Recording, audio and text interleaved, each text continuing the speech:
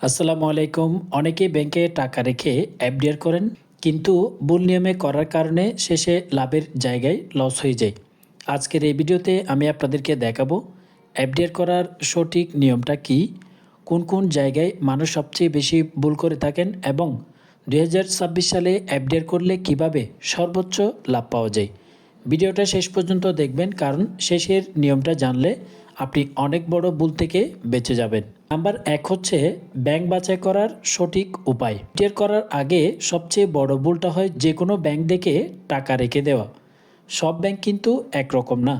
যেগুলো দেখবেন ব্যাংকে টাকা রাখার আগে, সেগুলো হচ্ছে ব্যাংকটি রাষ্ট্রায়ত্ত নাকি প্রাইভেট ব্যাংক সেটি অবশ্যই দেখবেন। বাংলাদেশ ব্যাংকের অনুমোদিত কিনা, ব্যাংকটির আর্থিক অবস্থা কেমন, গত কয়েক বছরে এই ব্যাংকটি নিয়ে কোনো সমস্যা হয়েছে কিনা, এই বিষয়গুলো অবশ্যই দেখবেন। শুধু বেশি রেট দেখলেই কখনোই সিদ্ধান্ত নেবেন না। নাম্বার 2 হচ্ছে এফডিআর রেট বুঝে করা। অনেকেই দেখে এই ব্যাংকে 13% দিচ্ছে আর সাথে সাথেই টাকা রেখে দেন, কিন্তু প্রশ্ন হলো এই রেট কি ফিক্সড নাকি ভেরিয়েবল, মাসিক, ত্রৈমাসিক এবং ম্যাচুরিটি শেষে দিবে কিনা, এই বিষয়গুলো অবশ্যই জানা দরকার। আপনি আগে বুঝে নেবেন গ্রস রেট নাকি নিট রেট, ট্যাক্স কেটে কত টাকা আপনি হাতে পাবেন, মাঝপথে রেট পরিবর্তন হতে পারে কিনা। অনেক সময় বড় রেট মানেই বড় লাভ নয়। নাম্বার 3 হচ্ছে সময়কাল ঠিক করা।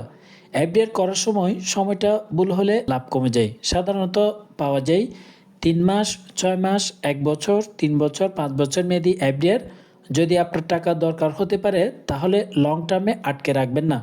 প্রয়োজনে ভাগ করে এফডিআর করুন, একটা না করে 2 থেকে 3টা এফডিআর করে আপনার টাকা জমা রাখুন। নাম্বার 4 হচ্ছে ট্যাক্স ও চার্জ না জানলে আপনি লস খাবেন। অনেকেই শেষে বলে এফডিআর ক্লোজ করার পরে আমার তো এত টাকা পাওয়ার কথা ছিল, কারণ তারা জানে না 10 থেকে 15% ট্যাক্স কেটে নেয়। এসডিটিও থাকতে পারে, কিছু ব্যাংক সার্ভিস চার্জও কেটে নেয়। এফডিআর করার আগে অবশ্যই জিজ্ঞেস করবেন মোট কত টাকা কেটে নেওয়া হবে এবং নিট কত টাকা আপনি হাতে পাবেন। এই বিষয়গুলো জিজ্ঞেস করেই আপনি এফডিআর করবেন। নাম্বার 5 হচ্ছে অটো রিনিউ করলে ক্ষতি হয় কিনা। অনেক ব্যাংক এফডিআর অটো রিনিউ করে দেয়। সমস্যা হলো পুরনো রেটে আবার শুরু হয়ে যায়। নতুন ভালো রেট আপনি মিস করবেন যদি অটো রিনিউ চালু থাকে। আপনার ভালো কাজ হবে ম্যাচুরিটির আগেই আপনি ব্যাংকে যান, নতুন রেটে আবার এফডিআর করে নতুন করে টাকা জমা রাখুন। বিষয় হচ্ছে মাঝপথে ভাঙালে কি হয়। এফডিআর ভাঙালে পুরো ইন্টারেস্ট নাও পেতে পারেন, যেহেতু মাঝখানে ভাঙাবেন। সেভিংসের রেট ধরে হিসাব হতে পারে। আপনার যদি টাকা লাগতে পারে এমন মনে হলে ফুল অ্যামাউন্ট একসাথে কখনোই রাখবেন না, ছোট ছোট এফডিআর করে রাখুন। সেক্ষেত্রে মাঝখানে যদি আপনার টাকার প্রয়োজন হয় আপনার লস হবে না। নাম্বার 7 হচ্ছে এক ব্যাংকে সব টাকা রাখা খুবই বিপজ্জনক। সব টাকা এক ব্যাংকে রাখলে ঝুঁকি বেশি থাকে, দরকারে সমস্যা হয়। আপনার ভালো সিদ্ধান্ত হচ্ছে 2 থেকে 3টা ব্যাংকে আপনার টাকাটি ভাগ করে রাখুন। সরকারি এবং প্রাইভেট ব্যাংক 2 ব্যাংকেই মিক্স করে আপনার টাকাটি জমা রাখুন। নাম্বার 8 হচ্ছে ডকুমেন্টস না পড়ে সাইন করবেন না। অনেকেই কি করে ব্যাংক যেটা দেয় সেটাতেই সাইন করে, কিন্তু আপনি অবশ্যই দেখবেন ইন্টারেস্ট রেট লেখা আছে কিনা, ম্যাচুরিটির তারিখ উল্লেখ করা আছে কিনা, ট্যাক্স সংক্রান্ত শর্তগুলো আছে কিনা। কাগজ না বুঝে সাইন মানেই ঝামেলা রয়েছে। আপনাদের জন্য বোনাস টিপ হচ্ছে 2026 সালে ভালো লাভ পেতে চাইলে আপনাকে কিছু কাজ করতে হবে। Short plus mid term FDR mix করে আপনি এফডিআর করবেন। নতুন ব্যাংকের রেট নিয়মিত দেখবেন, সবচেয়ে ভালো হবে। প্রয়োজনে ডিপিএস প্লাস এফডিআর কম্বিনেশন করে আপনি এফডিআর করবেন।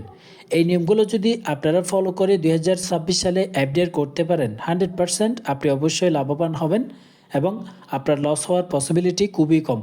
সুতরাং এই নিয়মগুলো ফলো করে আপনারা এফডিআর করার চেষ্টা করবেন। আশা করি এখন বুঝতে পেরেছেন এফডিআর শুধু টাকা রাখা নাম নয়, সঠিক নিয়মে করলে লাভ আর ভুল করলে আপনার অবশ্যই লস। উপকারে এলে একটা লাইক দিন এবং এমন ব্যাংকিং ভিডিও পেতে চ্যানেলটি সাবস্ক্রাইব করে সাথেই থাকুন। ধন্যবাদ সবাইকে।